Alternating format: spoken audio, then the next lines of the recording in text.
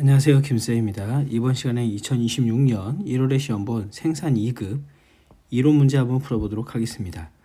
자, 1번부터 바로 시작해 볼게요. 주식회사 생산은 10년 전에 ERP를 도입을 했지만 현재 사용 중인 버전은 최신 트렌드를 지원하지 않아 데이터 분석 및 자동화 기능이 부족하대요. 이러한 상황에 적절한 해결책은 무엇입니까? 기존 ERP를 계속 사용하고 추가 기능을 엑셀로 대체한다. 말도 안 되는 소리죠.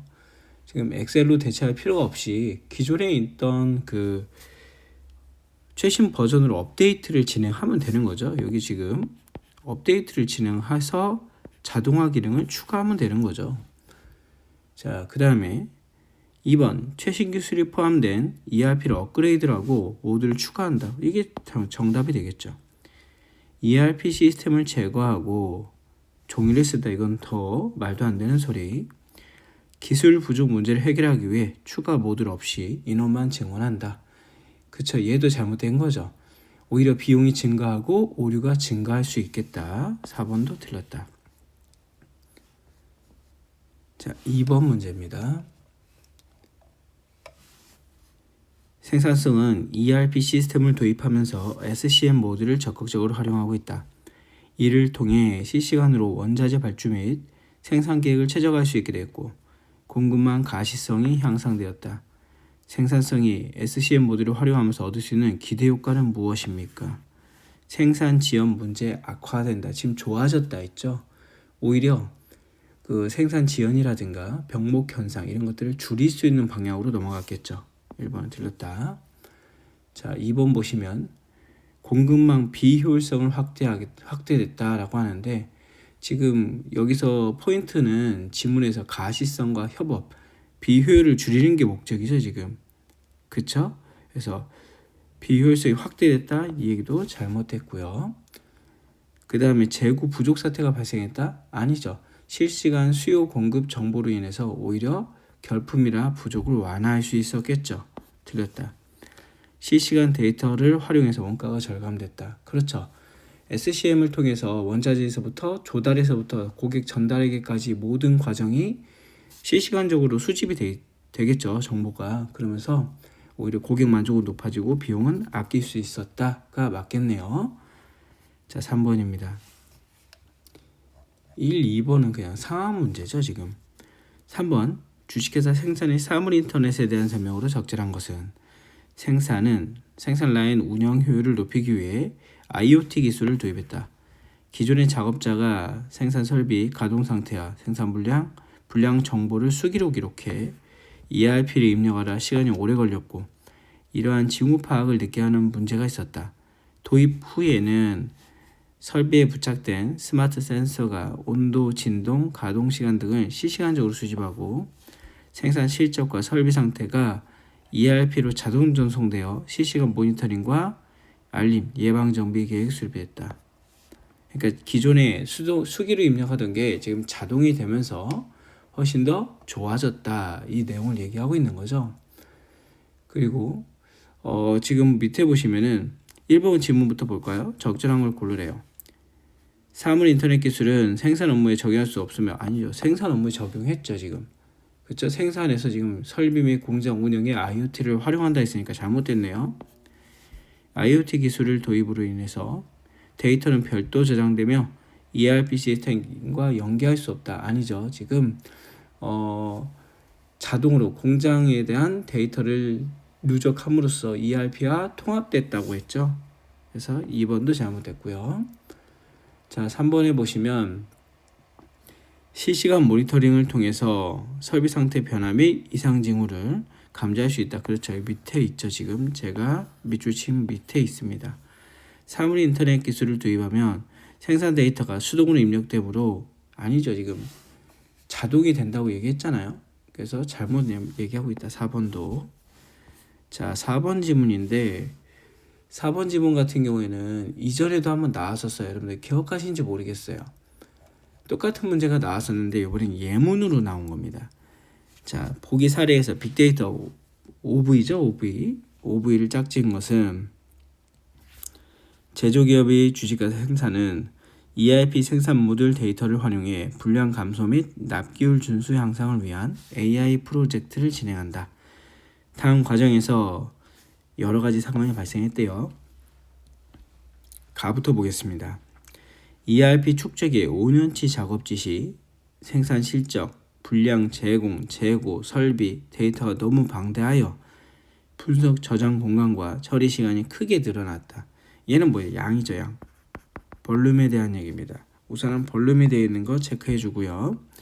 나는 IoT 센서와 MES 간의 설비 상태의 데이터를 온도, 진동, 가동률을 초단위로 지속 유입되어 실시간 분석 처리가 필요해졌다. 실시간 분석 처리, 빠른 처리가 필요해졌다. 얘는 뭐예요? 그렇죠. 속도죠, 속도. 벨로시티 속도입니다. 그럼 답은 나왔어요. 답은 2번인데 계속 보겠습니다.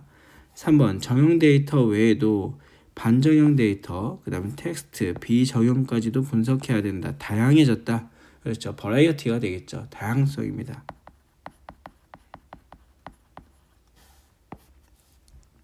4번 일부 라인에서 불량 코드가 입력 기준이 제각각이거나 생산 실적이 중복 저장되는 등 데이터 신뢰성에 문제가 발견되어 표준화를 진행했다.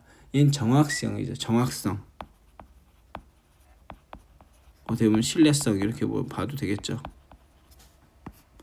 5번 맙니다. AI 불량 위험률을 로트 단위로 사전 예측해서 작업 지시 단계에서 점검 항목을 자동 추천하도록 하여 재작업 및 감소하도록 했고 납기 준수율을 향상시켰다 라고 합니다. 얘는 지금 뭡니까? 가치죠, 가치. 자, 우리가 OV는 양, 속도, 다양성, 신뢰성, 가치 이렇게 5가지가 있거든요. 그래서 여러분들이 잘 체크해서 보시면 될 것 같습니다. 답은 2번이고 4번 같은 문제는 소고형 문제라고 불러요, 우리가. 그래서 제거하면서 답이 아닌 것들을 제거하면서 문제를 풀어주시면 되겠다. 지금도 가, 나에서 이미 답은 나왔죠. 5번 문제입니다.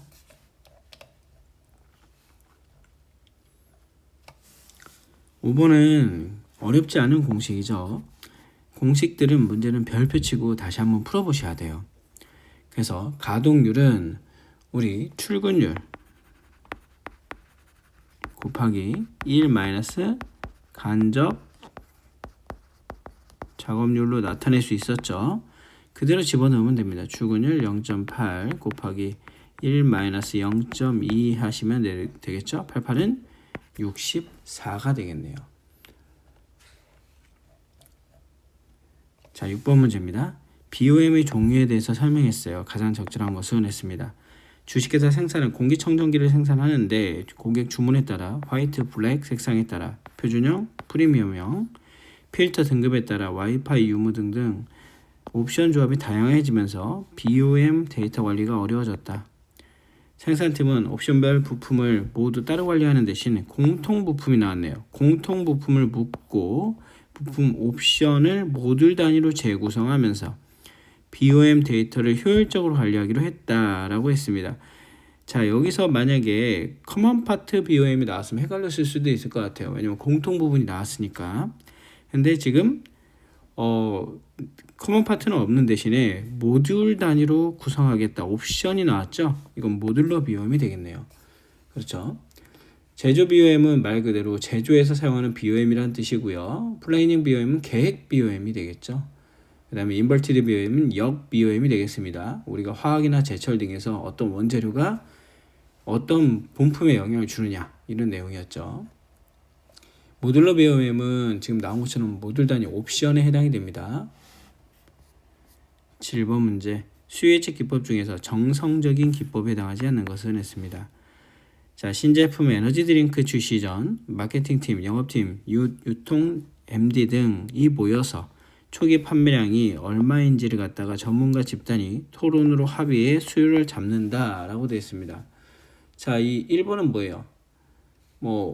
엄밀히 따지면은 지금 A 같은 경우에는 패널 동의법이 되겠죠. 패널 동의법.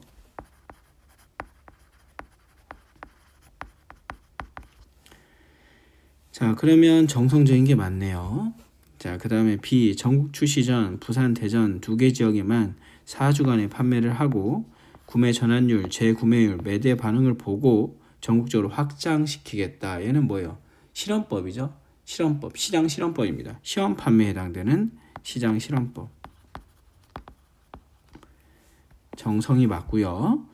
자, 그 다음에 에어컨 수요를 예측하면서 과거 3년간의 모델을 회계 분석을 이용해 정량이죠. 딱 읽어도 정량이네요. 답은 C가 되고. 자, D를 보시면 자율주행 부품처럼 미래 수요가 불확실한 제품에 대해 외부 전문가 15명에게 설문을 하겠다. 델파이죠. 델파입니다. 자, C는 그럼 뭐예요? 회계 분석이죠. 자, 찾아냈습니다. 8번 문제 물어볼까요? 8번 문제는 수요 예측 4기간을 이용해서 단순 이동평균법을 구해봐라. 그냥 더하시면 돼요. 자, 하나, 둘, 셋, 넷, 4기간이죠. 그러니까 최근 4기간을 갖다가 더해주시면 됩니다. 130 더하기 120 더하기 100 더하기 130 해주시면 되고 나누기 4 해주시면 되겠네요. 자, 그럼 얼마가 나와요? 그렇죠. 가장 최근에 4개월 치니까 더하면 120이 나오겠다. 9번 문제입니다. 생산 시스템의 기본 구조 중에서 보기에 의미하는 기능으로 가장 적절하지 않은 것을 했습니다.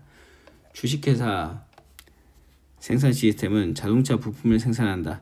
완제품 출하 전 검사에서 불량률, 치수, 편차, 설비 이상, 알람, 작업시간, 사이클타임 등을 수집하여 시스템에 기록하였고 그 결과를 작업 표준 수정, 공정 조건 조정, 설비 점검 및 부분 간의 공유로 활용하고 있다. 이는 생산 시스템의 기본 구조에서 산출 결과를 다시 공정에 반영하여 통제 개선하는 데 있다라고 되어 있습니다. 자, 얘는 뭐예요? 그죠? 환류, 피드백에 대한 내용이죠. 지금 어떤 결과가 나오면 그 결과를 반영해서 문제를 해결하겠다라는 개념이 되겠습니다. 자, 여기 이 기능에 대한 설명이에요. 자, 그러면 지속적인 개선 활동. 그렇죠. 얘는 피드백의 핵심이죠. 핵심. 맞는 지문이고요. 문제의 조기 발견. 맞습니다. 검사 및 알람 데이터로 조기 탐지 가능하죠. 타 부문과 정보 공유. 지금 위에 보시면 그 결과를 작업 표준 수정, 공정 조건, 설비 점검 및 부문 간의 공유에 활용하고 있다 되어 있네요. 자, 제품 수요의 예측 향상 나왔는데 이 수요는 피드백 기능이라 보기보다는 판매, 마케팅, 수요 관리 영역이다 보니까 해당되지 않는다. 답은 4번입니다. 자, 10번 문제 보겠습니다. 주식회사 생산의 공기청정기에 대해서 제품 수명 주기 단계로 적절한 것은 했습니다.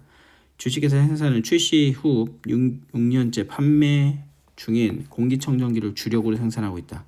현재 시장은 이미 포화예요. 그래서 신규 수요가 크게 증가하지 않아요. 그리고 경쟁사 제품도 다양해졌다. 성능도 크게 차이가 없습니다.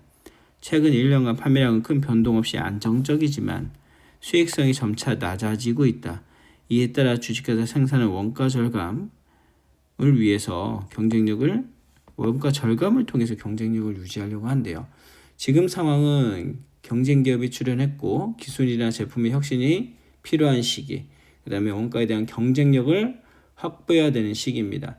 대응 전략이 원가 절감과 품질 안정화니까 전형적인 성숙기에 대한 대응책이 되겠죠. 답은 3번입니다. 도입기라는 거는 인지도가 좀 낮고 판매가 이제 시작되는 선장 곡선이 시작되는 시기고요. 성장기는 급격한 수요가 증가하는 시기죠. 경쟁은 증가하지만 매출이 큰 상승이 일어나는 시기입니다. 쇠퇴기 같은 경우에는 이제 수요 감소가 뚜렷하고 철수, 대체품 전환 논의가 이루어져야 되겠죠. 아마 이 10번 문제 보면서 쇠퇴기랑 약간 헷갈리시는 분이 있는데 철수라든가 대체품 논의가 한번 나왔어야 된다. 그러면 쇠퇴기가 맞는데 그런 내용이 없기 때문에 오히려 경쟁력을 유지한다 했기 때문에 3번이 답이 된다. 11번입니다.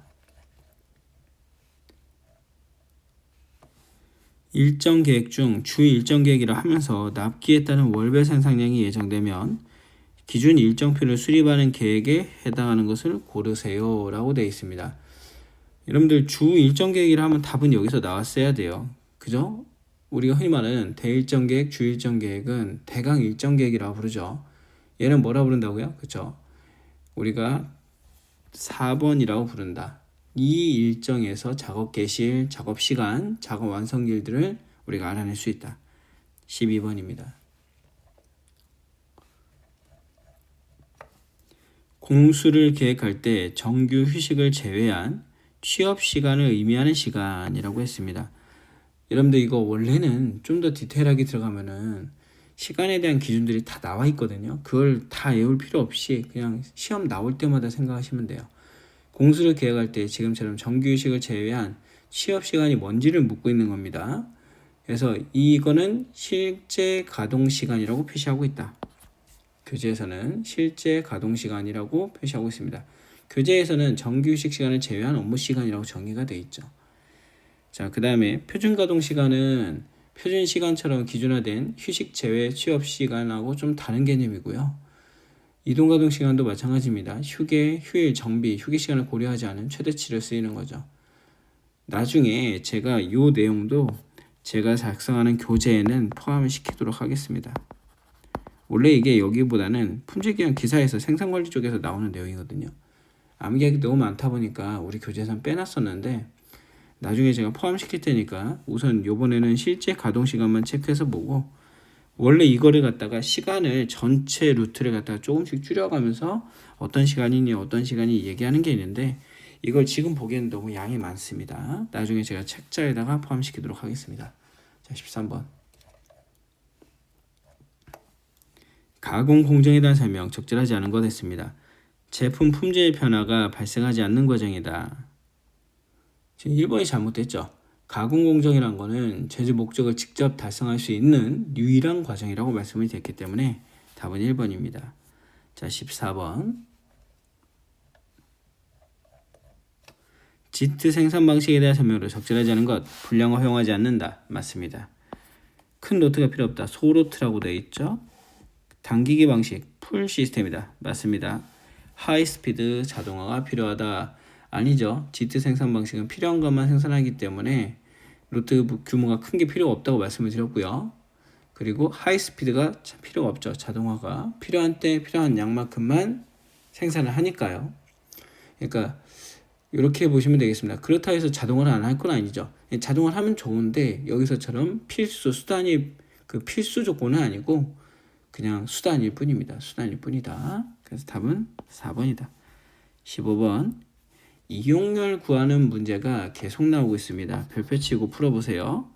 자, 이용률을 구하시면은 총 가동 시간부터 가용 시간부터 먼저 우리가 구해봐야 되겠죠. 가용 시간을. 그러면 4대 곱하기 교대수 4 곱하기 6시간 곱하기 5일 해주시면 됩니다. 자, 이렇게 하면 480시간이 나오나요? 곱하기 해주면 자, 480시간이 우리가 흔히 말하는 이용 가능 시간이에요. 자, 이용 가능 시간이 나왔습니다.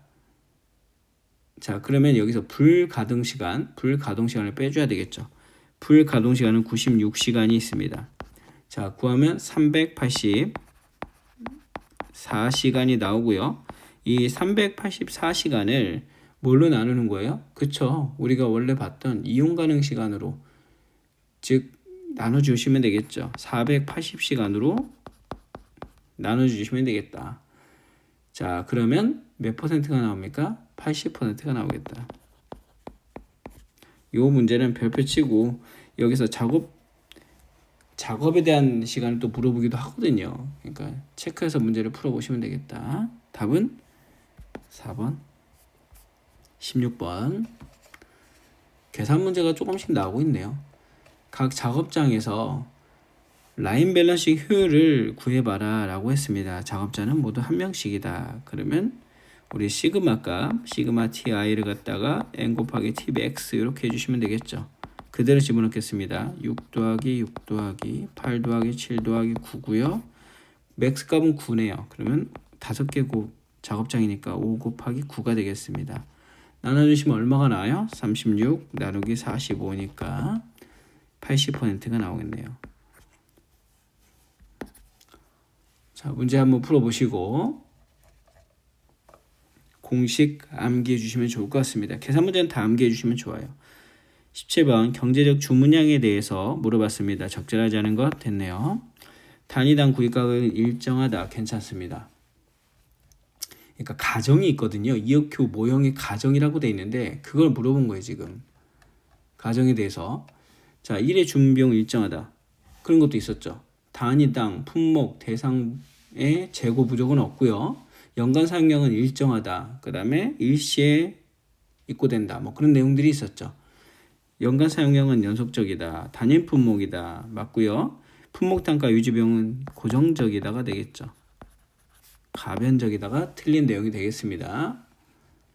자, 18번 문제. 주식회사 생산 시스템의 능력을 전체 입장으로 파악하여 조정해 나가는 계획은 무엇입니까? 자, 생산 시스템의 능력을 전체 입장으로 파악해서 조정해 나가는 걸 우리가 뭐라 했냐면 총괄 생산 계획이라고 불러요. 그래서 교재에서는 연간 예측 수요를 만족시키기 위해 제품 군별로 월별 생산량 수준, 인력 수준, 재고 수준을 결정하여 생산 및 재고 시스템의 능력을 전체의 입장에서 파악하고 조정해 나가는 계획 활동 이렇게 나왔습니다. 그러니까 이 전체 요 지문만 뗀 거죠. 그 전체 개념에서 요것만 뗐다. 그게 총괄 생산 계획이다. 이렇게 봐주시면 될 것 같아요. MPS 같은 경우에는 APP를 기준으로 해서 주 단위로 계획을 좀 더 구체화하는 게 되겠고요. MRP는 MPS를 기반으로 해서 부품별로 발주를 하는 거죠. 소요량을 구하는 거고요. CRP는 MRP가 자원을 갖다가 초과하는지 초과하지 않는지 소요 능력을 보는 거죠. 19번 자재 소요 계획에 대한 설명 적절하지 않은 것 같았습니다.